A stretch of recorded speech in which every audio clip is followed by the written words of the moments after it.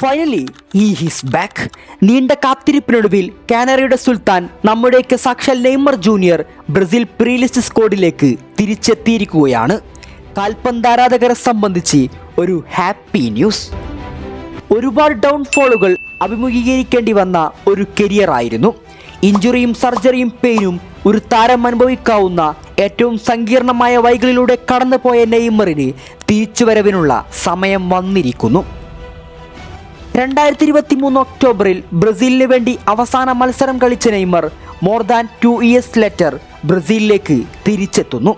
Football ലോകം ഒന്നടങ്കം ആഗ്രഹിച്ചൊരു comeback. ആഞ്ചലോട്ടിയുടെ സ്ക്വാഡിൽ പല നിർണായക റോളുകളും വഹിക്കാൻ കേപ്പബിൾ ആയിട്ടുള്ള താരം വർഷങ്ങൾക്കിപ്പുറം ആ മഞ്ഞക്കുപ്പായം അണിയാൻ പോവുകയാണ്. വളരെ സന്തോഷകരമായ നിമിഷമാണിത്.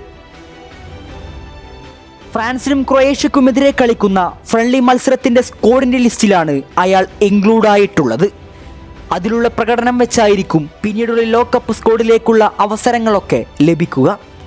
വേൾഡ് കപ്പ് അടക്കം ഇനിയും രാജ്യത്തിൻ്റെ കണക്ക് പുസ്തകത്തിൽ പലതും എഴുതി ചേർക്കാനുള്ള നെയ്മറിന് ലഭിച്ച മേ ബി അവസാന അവസരമായിരിക്കാം ഇത്. ഇത് തൻ്റെ ലാസ്റ്റ് ഡാൻസ് ആണെന്ന കൃത്യമായ ബോധ്യം അയാൾക്കുണ്ടായിരിക്കും. ആയതിനാൽ ഫുട്ബോൾ ലോകം ഇന്നേ വരെ കണ്ടിട്ടില്ലാത്ത ഒരു പെർഫോമൻസ് കാഴ്ചവെക്കാനും ടാലൻറ്റുകൾക്ക് യാതൊരു ക്ഷാമവുമില്ലാത്ത ബ്രസീൽ ടീമിൽ തൻ്റേതായ സ്ഥാനം കണ്ടെത്തി അവിടെ മികച്ച പ്രകടനം കാഴ്ചവെക്കാനും അയാൾക്ക് സാധിക്കട്ടെ.